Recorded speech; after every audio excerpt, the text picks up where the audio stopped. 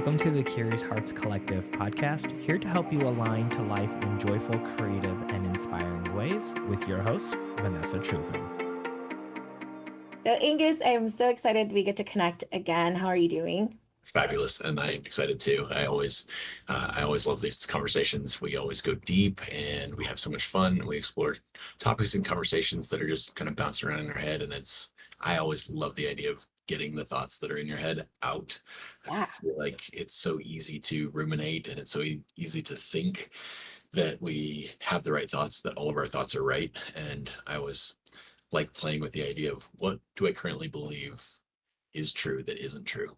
And one of the best ways Ooh. to explore that and for me to grow is to get those thoughts out and expose them to the light of, God, the light of just actual sunlight. Sunlight's a great disinfectant, but Mhm. also the light of other people. And it's like, wait a second, you said that and I heard that.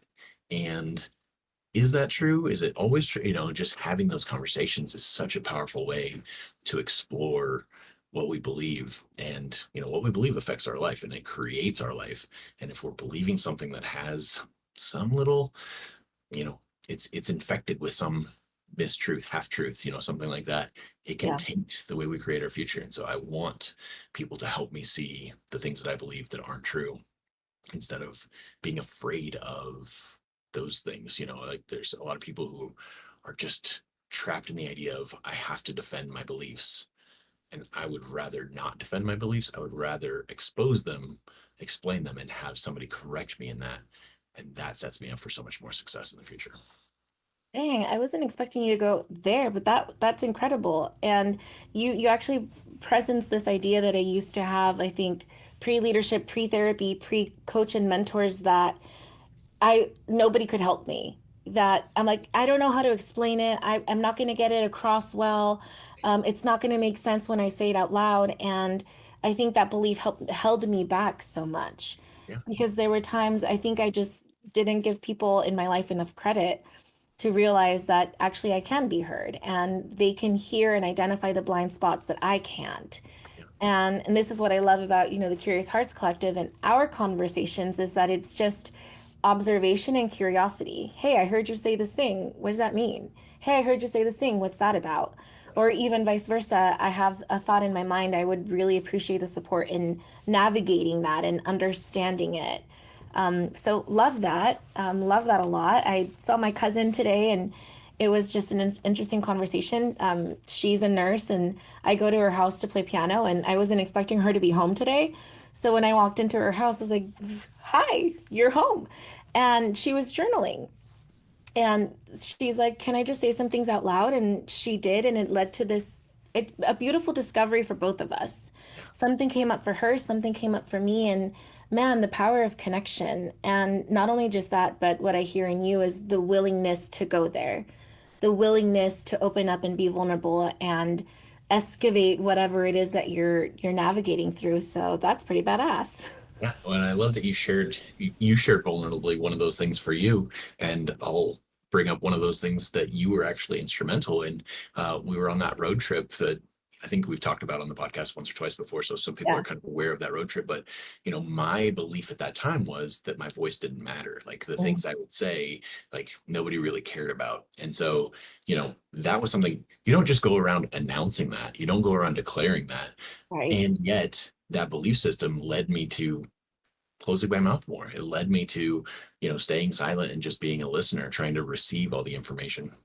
And it took some of that being exposed to the light of you in that car and man in that car for you guys to give better information, like for me to consider, contrary to the evidence that I had accumulated over all those years that told me that story. You gave me a different story, and that allowed for me to change my future. And so that's what I'm talking about. We don't really even know what we believe that isn't true, but it's guiding us. It's creating our current reality. And until we find somebody that can shine some light on that and go, no, no, that's not 100% true. And if you shifted that, it would change your outcome. It would change your future. And so you did that for me in that car, and you continue to do that in these conversations. And so that's partially why I love them. I'm honored to. I think it's really great that you and I both have a desire to help people see their superpowers. Yeah. And in that moment in that car, I mean, we were driving from Phoenix to New Mexico, right? And we were in there for a while and we love to talk and have conversations and get deep and intimate with one another. And the things you were saying were just so wise. And I'm glad that I had the courage to say that to you, to say there's a lot of wisdom. You get to acknowledge yourself.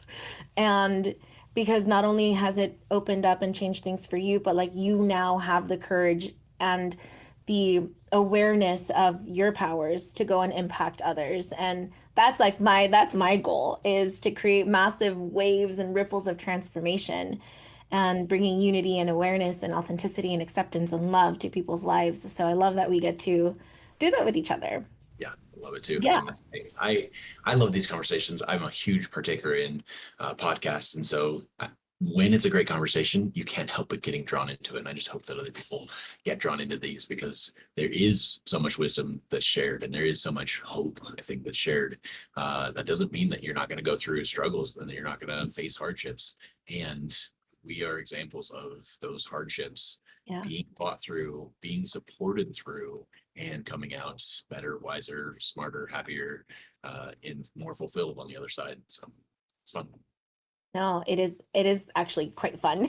At least sometimes, I mean, I'm like my palms are sweating, I'm uncomfortable. I'm like, oh, but that's also evidence to me that it's worth it because afterwards I'm like, I learned a new thing about myself and I discovered why XYZ.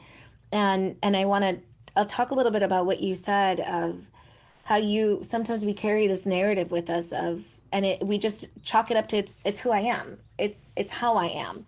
Right. And it wasn't until honestly a couple weeks ago that I had this big breakthrough of why so often I stop myself from saying a thing, from pointing something out, and I somewhere along like third grade or fourth grade or something, I answered a question in class, and the teacher was standing in the front of the class, and he's holding his notebook, and he was like, Vanessa, if I weren't at the front of the class, I think you read it directly from the notebook. Like the answer that you said is verbatim what's written here. And I was proud of that. And I got made fun of. Like I got bullied in school for being smart. Oh Right. my God, Vanessa, you said blah, blah, blah, blah, blah. And that made me start consecutively doubting whether I wanted to speak up, whether I wanted to share something, if I wanted to share my insight, if I wanted, even if I knew the answer, I would doubt. It wasn't whether I don't know, I would just start doubting. And that doubt led to a lot of hesitation.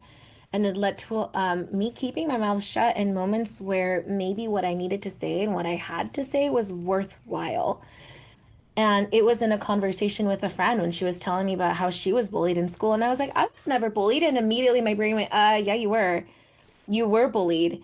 And I was bullied for being smart a couple of times. And that is something that now as an adult I'm learning how to navigate through and work through of it's okay. I understand. I see you, little third grade Vanessa. I'm giving you a hug. I acknowledge that there's fear when it comes to speaking up and saying your mind, speaking your piece. And you're older and wiser now. Right. It's safe to speak up and I'm encouraging myself to do so. So I love that you said that earlier because that just reminded me of an old narrative that I didn't even understand why I was so hesitant for so long to just speak my mind.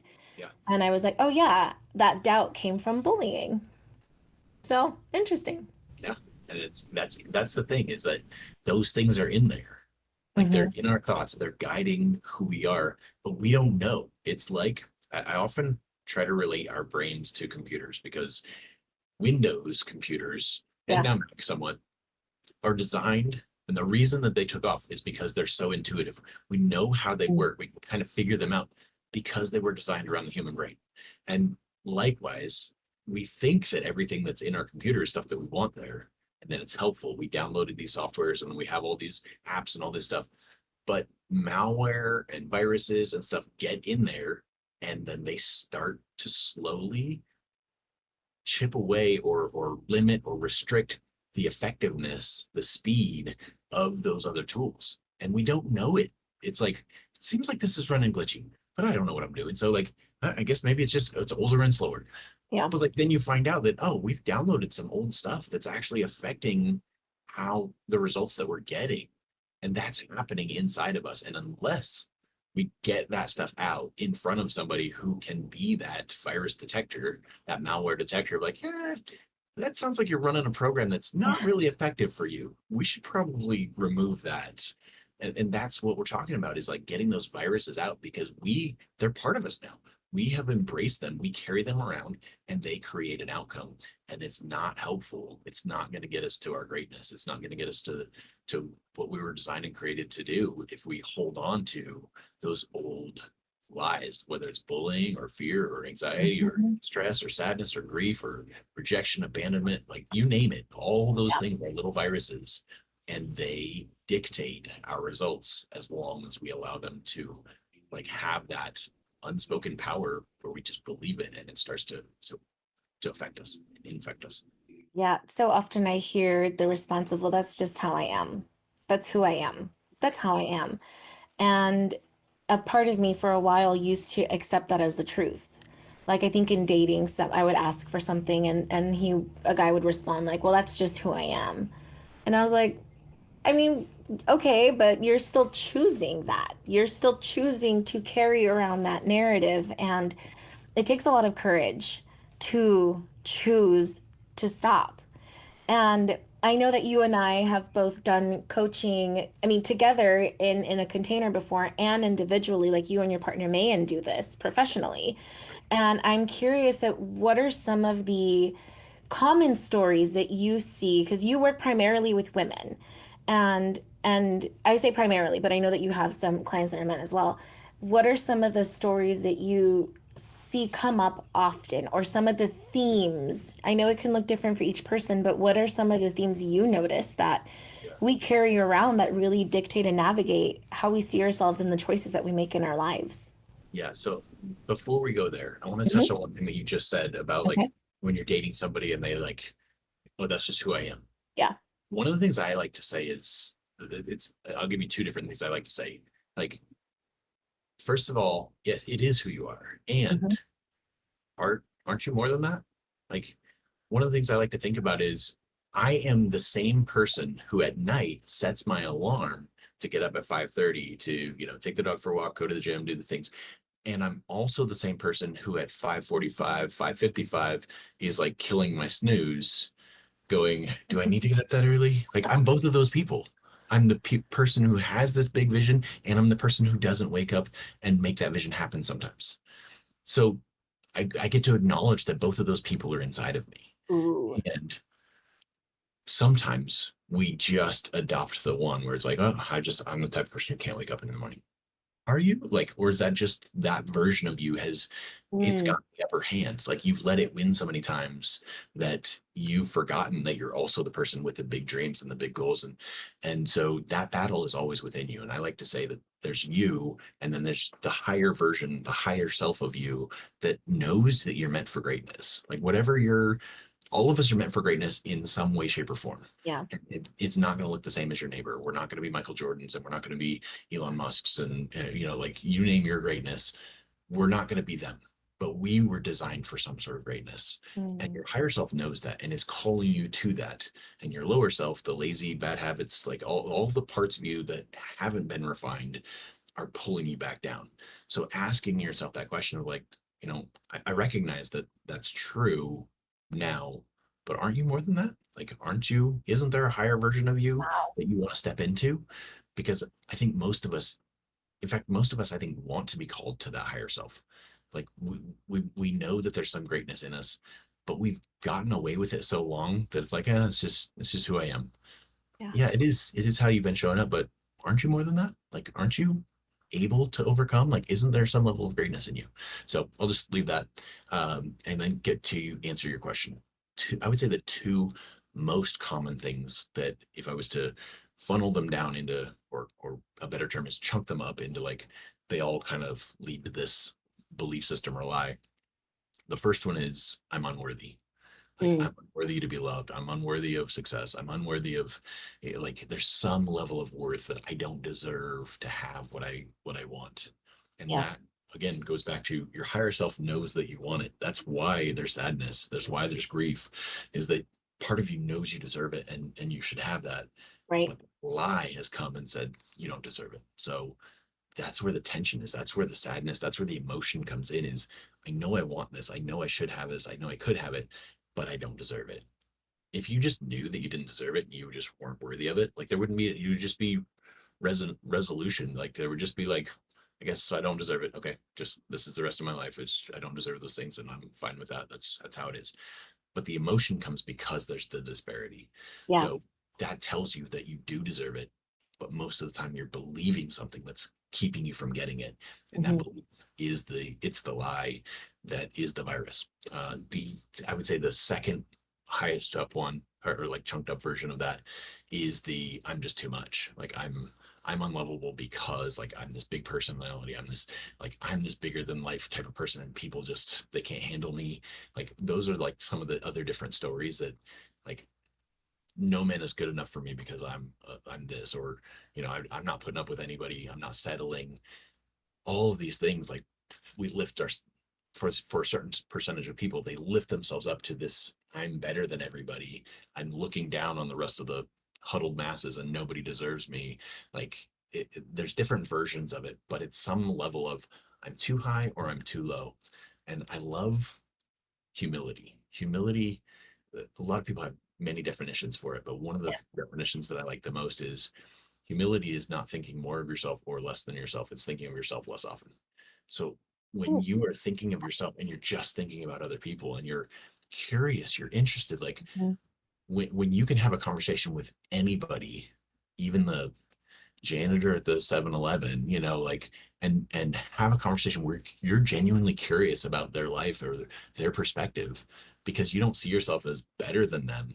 When you just are willing to be curious about everybody, that brings you down to that level where the world is amazing. Like Mm. people have amazing stories.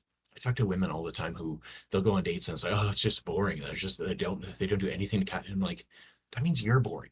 Because if you can't find something that you're curious about this amazing person who's sitting across from you, there's something missing from you. I can have the most amazing conversations with anybody that I come Yeah. into because I'm actually genuinely curious about pulling out what's amazing about their life. Hmm. And if you can do that to people, like you'll be alarmed at how amazing people are. Like you will be in awe of life if you begin to come down from your higher elevation, I'm too good for people, looking down on people, to just be with them and actually see them. It is incredible who humans are. Oh my God. Everything that you just shared was so beautiful. I love that this is so unscripted. This is so just naturally raw, genuine curiosity. And this is just you sharing openly and honestly because just wow. There's there's so much I don't even know where to begin now. There's I had a moment in the car with my cousin Karen. She's 2 years older than I am. We grew up together. We love each other, and we were driving, and her parents were in the back seat with her kids, and we were just driving in the car. But it was a party. We made it fun, and I mean, we were driving home after our nephew's first communion. We were told the time wrong 3 times. We showed up to the church 3 different times. And mind you, like my uncle in the back seat he was frustrated. He was so frustrated. And we turned it around. We turned that around and he's like in the back seat dancing and partying. And he goes, "You guys are so much fun." That's all he was like, "You guys were just so much fun because we took his super grumpy bad mood and turned it around." And there are times where I think at the drive-through at In-N-Out with a friend, like we had a conversation with the person taking our order, and he was like, "Oh my God, like, thank you." He thanked us for Yeah, the 1 minute interaction where yeah, we were like, "Hey, you look great today," or this and that. And it's just like the ability to be present and be connected in the moment. And totally. one thing that I have a sticky note written on my cork board right here behind my laptop is I'm not doing it for me. I'm doing it for her. And when I think about her, I think of two people. One, my mom, just because I love making my mom proud and I love showing her the things that I can accomplish in my life. And then two, when you think about your avatar, your target market, your client, when I think about the person listening to this podcast right now, I get to get out of my own way to share, to have you on this podcast, to ask you questions, to be connected, to share our wisdom, to share our curiosities so that something can open up in her, in anyone's life, that can drastically impact and transform the way that they see themselves, that they live their life, that they love themselves. And it's amazing that I love that that's what you present of. Like, essentially, to me, it's just get out of your own way and do the thing, because there's somebody out there waiting to receive the wonderful gifts that you have. And I have a question on that though. So yeah. like when you say you're doing it for her, like the after you explained who her was, like my question for you is what about the other her? Like the you, the future you that like you want to make her proud.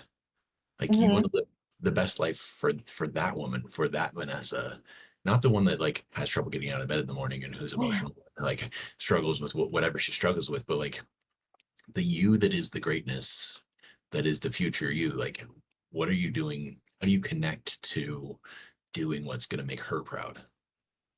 That's interesting. I don't know how often I connect to her. I think when I connect to the future Vanessa, I'm searching for guidance.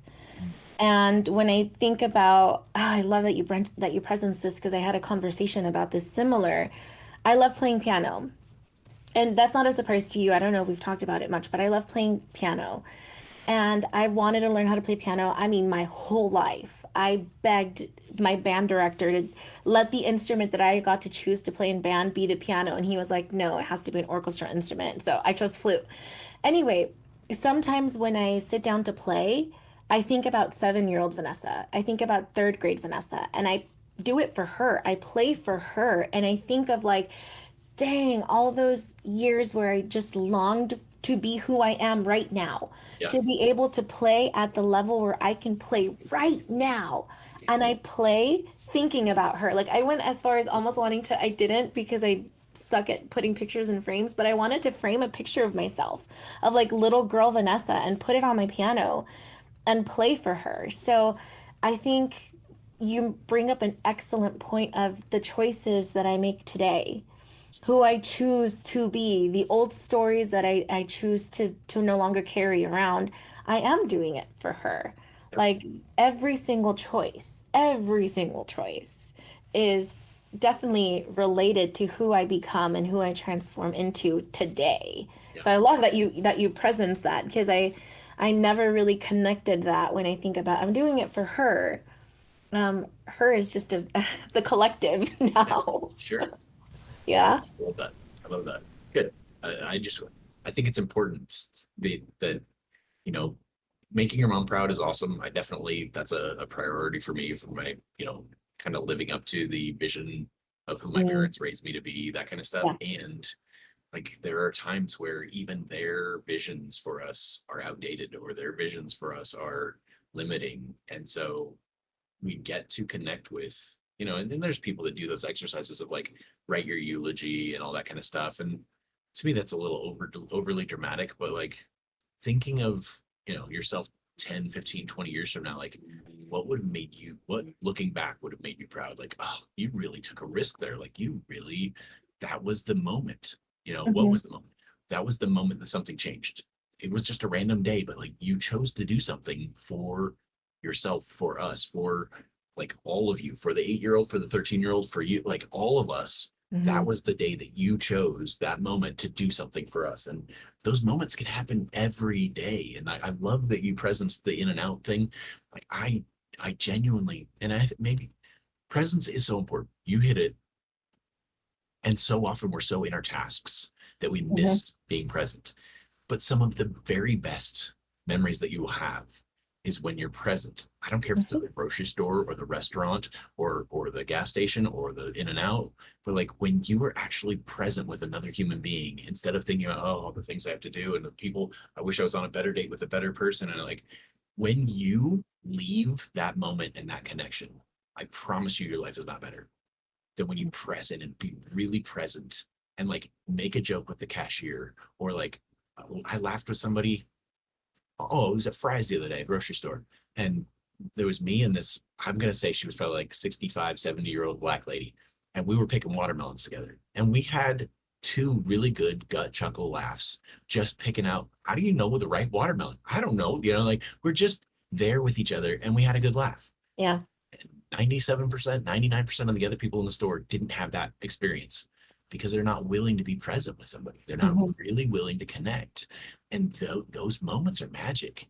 And if you don't do it, you are missing the magic of your life. Yeah. Oh, so many opportunities for connection and being present. And with my mom, it's really funny. I can tell when she's not present.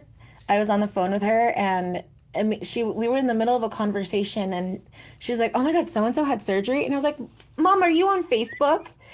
And I'm like pouring my heart and soul out and I'm like, "Mom." And she's like, "Oh my God, so and so had surgery." And I was like, "What are you doing?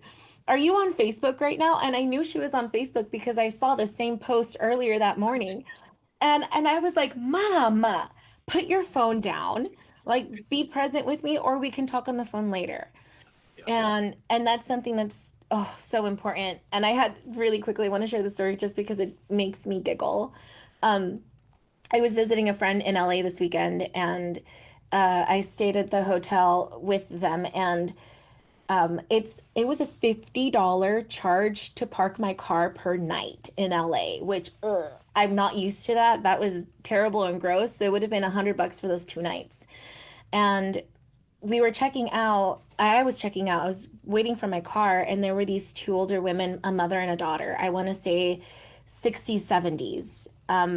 And they were running really late for a wedding, and they made it Valet's problem. It was entirely Valet's problem that they were running late for a wedding. They were causing a scene. They were demanding for their tip back. They were demanding to speak to the manager. They were right in front of me. And the guy at the desk said, "I want you to let you know," before she even said anything, "there's only 3 of us working today and we're running a little behind. It'll take a little longer to bring your car forward." And she caused a scene and no one was saying anything. And I mean, she was yelling at them. Both of them were yelling at these poor guys that were trying their best to navigate. There's a lot of people waiting in the lobby for their cars and there's only 3 of them on a Saturday. So I kind of just made a comment. I was like, "I don't think it's Valet's problem. I think it was your time management."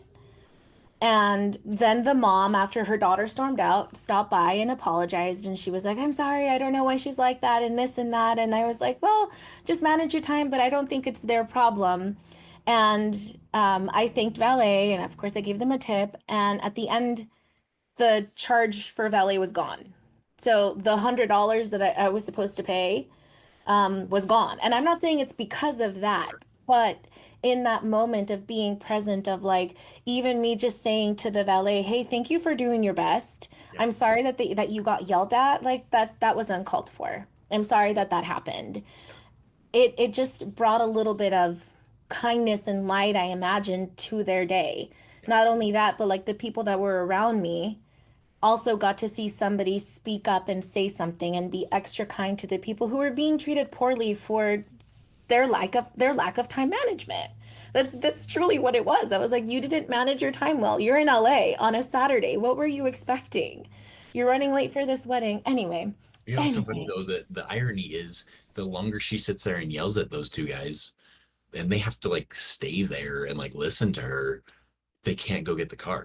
Right? Like one of them probably has to stay, but the other one should be going. And the more you yell at them for the situation that you've created, the slower you're making it go. Like if there's such detachment from how we contribute to our own problems, So Yeah. yeah. Detachment from how we contribute to our own problems. Let me say that one more time because that lands. Detachment from how we contribute to our own problems. How many times does that lead us to be stuck in victim?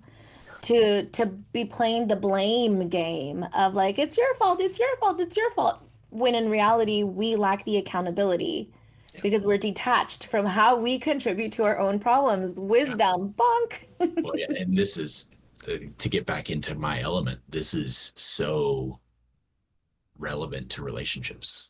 Mm. We go into conflicts and we blame the conflicts on our spouse, or we blame them on our girlfriend or our boyfriend because they stepped on our trigger, like they stepped on our landmine, and it's their fault.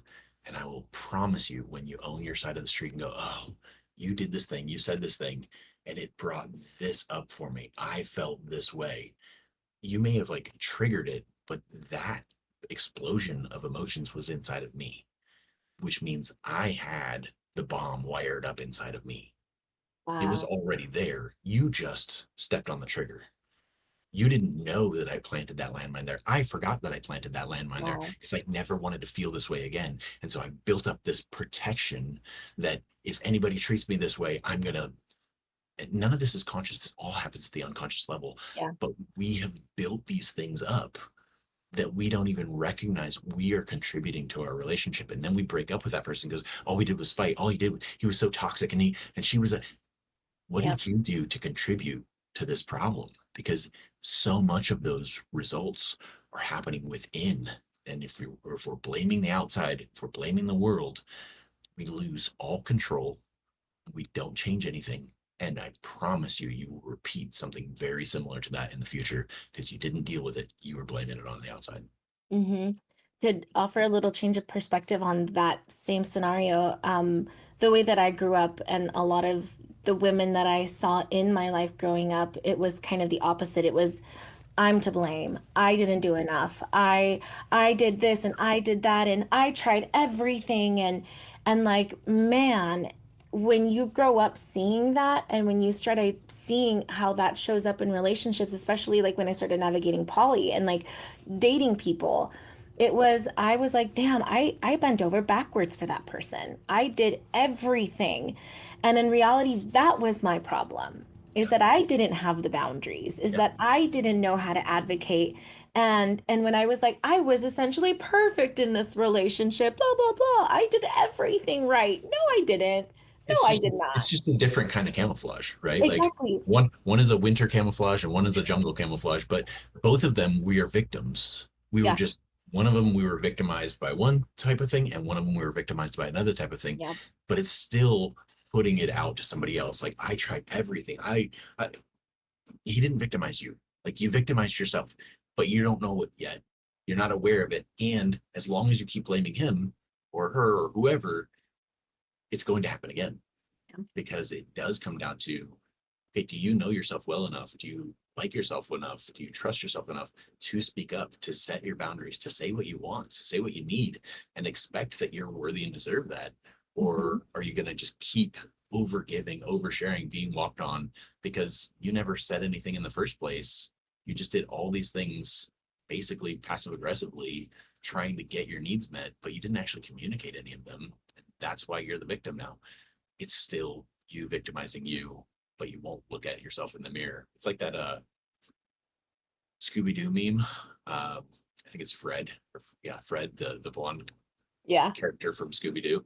There's a meme, and there's the one cartoon is him, and he's about to demask the person who's the problem, and it says you finding out who your problem is, and the next scene it's him pulling off the mask, but it's him under the mask, and it's like Yeah. shit. Like, Yeah. I'm the one who keeps contributing to my problems, but Yeah. as long as we aren't willing to look at ourselves genuinely and honestly, and sometimes as we were talking about at the beginning, have somebody else look at our life and be like, hey, it's not that you bent over and did everything for him. It's that you absolutely see yourself as being worthy of being taken advantage of and walked all over. When are you going to stop that? It's the same thing. It's just a different camouflage. Yeah. Oh my goodness. It entered the Taylor Swift song. It's me. Hi, I'm the problem. It's me. I once told a student that I was coaching that I'm like, the way that I see you is like you have this bucket of water in front of you and your head is dunked in it and you're drowning and you're drowning. But what you don't realize is that it's your hand on the back of your head keeping you drowning in the bucket of water. Yeah, And she was just kind of like, oh my God, you're right. And we do that to ourselves so many times throughout, and it looks like so many different things. And it's like you are the same person that sets your alarm at night. You are the same person that hits snooze at 5:30 and 5:45 every morning, it's the same with me. I am the person who will set these goals and then chooses not to do them. I'm the same person who will continue doing things that I know are bad or that I shouldn't or whatever it is. Yeah. And oh my God, I love that meme though. I know exactly what you're talking about. Oh, the realization it was me the whole time. On that note, because I think for me, the answer is curiosity of how do I navigate through those like the victim, the not identifying the role that I play and whatever result I'm generating.